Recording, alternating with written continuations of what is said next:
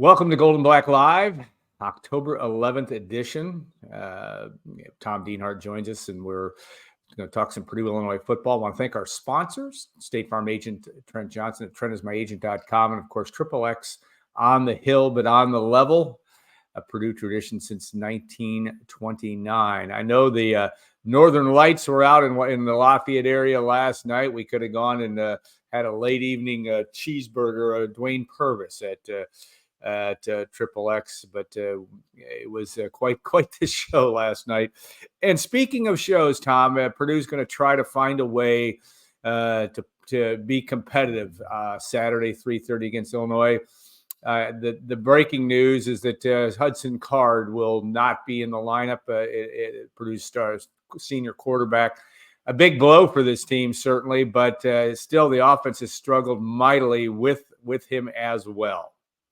Yeah, you're right. Hudson's been in concussion protocol from a hit he took last week in the Boilermakers' loss at Wisconsin. So, yeah, they will be without number one, their signal caller. That means Ryan Brown, a redshirt freshman, is going to be the guy taking snaps with the first team at Illinois. Ryan, of course, played last year at Northwestern when he alternated series with Bennett Meredith. And Ryan had some productivity that day in Evanston. A lot as a runner. I think he ran for 85 yards. Sort of that's sort of his deal, Al. And I think he's a guy that's good at the quarterback run. So I suspect we could see quite a bit of that from Ryan Brown. Still sort of a work in progress passing the football. So yeah, just another blow to Purdue's hopes to try to get back on the winning track here on Saturday. Yeah, we saw Ryan, and that's not true. He took other snaps, but he took one snap of import a couple of weeks ago in a play that went down the line and did not work out well for Purdue. But certainly, 85 yards rushing against Northwestern. I don't know if he threw for about 100, but didn't throw it a lot. You know, if you try to figure out a way to, Purdue's got to figure out a way to do anything well offensively. I mean, it's been such a dearth of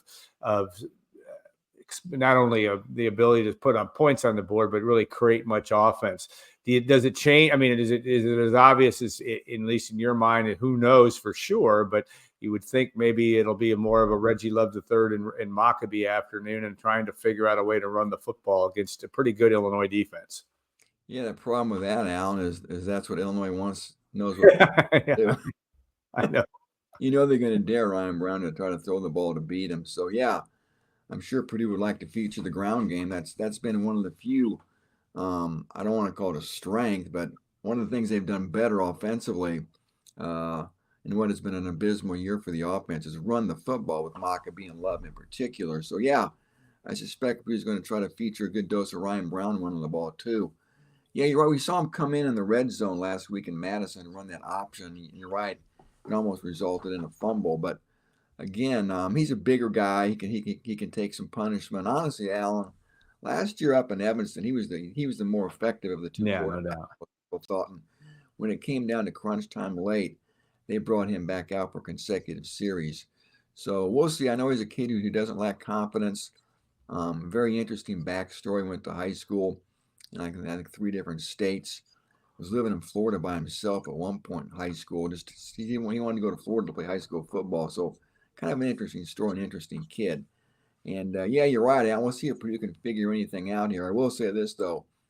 I think it goes without saying that Illinois has had this game circled in red for quite a while. And Reb Beelum is known for a guy who will lay it on if he can lay it on. So I'm not sure if the Illinois offense is capable of putting up a big number, but I tell you what, if Brett has a chance to run the score up, I think he's going to try to do it.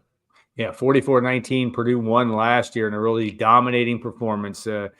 Illinois kind of where Purdue, not quite to the depths of where the Boilermakers are now, but they certainly had their moments last year where they really struggled as a program. And yet they've turned things around. And obviously a win over Kansas early. Kansas hasn't turned out to be great yet, but at the time they were ranked. And, of course, that impressive win at Nebraska. I mean, the past years in front of Illinois to have a really good year, and they've got incentive obviously to take care of business tomorrow at Memorial Stadium, but also they got a shot at winning 7-8 games, if not more, the way their schedule plays out. Yeah, it's been a good year for Brett Bielema. His fourth season in Champaign, done a good job getting very good quarterback play from Luke Altmaier. Yeah. And probably been maybe the biggest surprise in the Big Ten this year has been Illinois. They're ranked 4-1, and they're coming off, of course, that loss at Penn State, but they've had 2 weeks to prepare for Purdue, and they'll be ready. They passed the ball again much better. The running game is still solid, maybe not what it's been in recent years, but still solid. Got 3 or 4 guys they can use, and defensively, Alan, they've gotten much better in the back end. Yeah, they've fallen off a little bit up front. But overall, the defense has played well. And special teams in Allen, they don't beat themselves. They play smart football. And those are a couple of things that have really plagued Purdue this year: the discipline, the penalties, the mistakes, the lack of fundamentals. Those nuances of the game or foundations of the game have been elusive for Purdue this year and really played a big role in these struggles. And Alan Karpik, it's not going to get any easier for Purdue here. We've talked about this since July, but here the schedule's just starting to get tough, Alan. Yeah. After Saturday, of course, Oregon, still have Ohio State, still have Penn State. 5 of Purdue's last 7 opponents are all ranked. Yeah. That's mind-boggling if you're Ryan Walters and staff trying to figure out a way to get out of this very deep hole at this point. What's your sense? We obviously see Ryan on Mondays. You've had a chance to be around the program a bit. Where is that? Where are they trying to find optimism or a way to move forward? Any Jason Simmons, we also talked to him on Monday as well. What do you think the vibe is in terms of moving forward? I mean, obviously there's a lot of work to do to even get to the point of being competitive. I think they're staying as positive as they can. Their outward public faces has been positive and upbeat from the players to the coaches that we speak to on a weekly basis. So God bless them.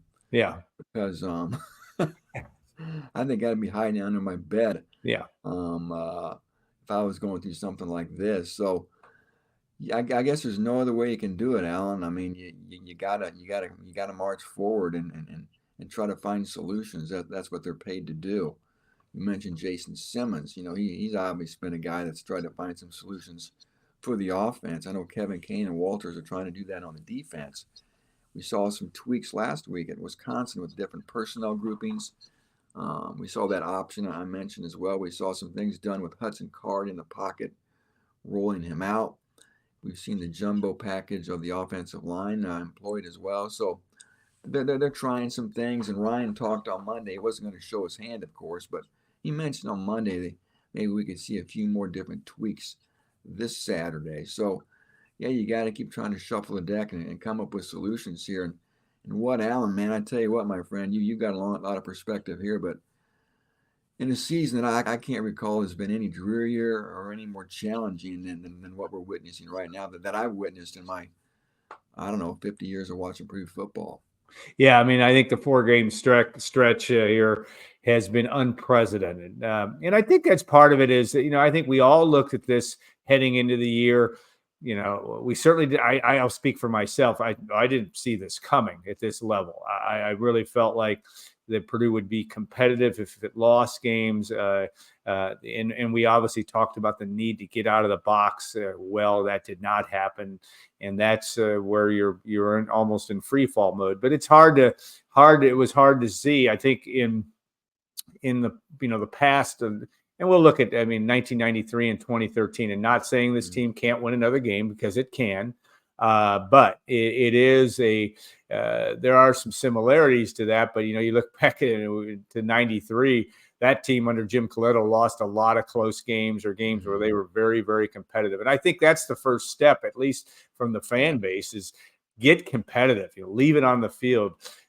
make something happen where looks like there's a light at the end of the tunnel, at least for that game. And I think that's a step one, it seems. It's hard to gauge people's efforts. I get it. Or players' efforts and what they're trying to, it's not they're trying to have this happen, but it doesn't seem like for whatever reason, they haven't been able to light the fire. That sometimes comes with offense, right? And that hasn't been able to be happen in any form. When you lose 52-6 to a pretty average Wisconsin team, that's just another brick in the wall. Yeah, that's what's been disappointing. Like you said, nobody expected miracles this year. Yeah, 9-3 or 8-4. They were thinking 5-7, maybe 6-6 if things break right. And certainly we all expected them to be at least competitive, right, Alan? And that's been the disappointing thing. And that's become the new bar, unfortunately. It's almost like, well, we don't expect to win, but let's at least be competitive. Yeah. And again, that's certainly been lacking. Anybody who's watched these games, like you said, the last 4 weeks, I dare you to find much of anything. And unfortunately, one of those things missing has been being competitive. Yeah. So, and also, Alan, the one other thing about this team is to talk about a fragile psyche. It seems like at the first sign of adversity, the first sign of something going bad, it seems like the tent is folded and the train is off the tracks and there's no coming back from that first punch in the nose. Yeah. When we saw that punt get muffed last week, recovered deep in Purdue territory, I mean, I'm sure the Purdue Nation collectively slumped its shoulders, said, here we go again. Sure enough, on one play, Allen, Wisconsin was in the end zone. Off and away it was. So that inability to deal with adversity, and Ryan talked about that on Monday as well. It just sort of, I guess you always have to look to your leaders to get you through those things. And your players who are leaders, your coaches who are leaders, those are the guys that really got to try to get you through those adverse situations, keep you focused, and not let you get off track. And that's been something that's been lacking as well. Well, and Dylan Thieneman, who obviously an All-American level player last year and very accomplished. When that happens with your A guy, they decided to have him run back punts. He fumbled the first one, right, and got it back. And I guess the sun was brutal on that side of the field. We get all that. It's a difficult situation because you can't protect your other leader on the other side of the ball with Hudson Card. Obviously, Hudson going to be out of tomorrow's game, but that just makes it even tougher. A guy that you can kind of rely on. And certainly when Purdue played well last year against Illinois, against Minnesota, to some extent against Indiana down the stretch, in that win, Hudson Card was a factor. And that's what's going to make it even tougher is that Ryan Brown walking into that situation. I think he has some leadership skills to him, or at least got some swagger, but it's going to make it just a little bit more tougher at 3:30 tomorrow afternoon. Yeah, you're right. Otherwise, Alan, I think Purdue should be pretty healthy. We'll still have Jamal, who'll be back again. I don't anticipate C.J. Smith playing again. Keep your eye on Antonio Stevens, the safety, and then Mo Amata. They are probably the two biggest names. That could be on the fence a little bit, but otherwise, Purdue should have a pretty full deck when it heads over and plays in Memorial Stadium at 3:30 Eastern time Saturday. Talk one last question before we hit the break. Backup quarterback situation, obviously. Well, what if assuming this all comes to pass, which it's going to with Ryan Brown as the starter, where do you think Ryan Walters goes as backup? Well, it'll be Bennett Meredith. He would be the guy, and Marcos Davila is also still obviously part of the quarterback room, but he's just a true freshman. I think most people feel he's not really ready yet. So it would be Bennett, again, who started that game at Northwestern last November, the very last game ever in Old Dyke Stadium. And, of course, Bennett started his career at Arizona State before transferring to Purdue. He's from Hoover, Alabama, that hotbed of high school football. So, he would be the guy who would be your number 2 signal caller if something would happen to Ryan. All right, look for all of Tom's coverage, Purdue football and more. A lot of information on the site too.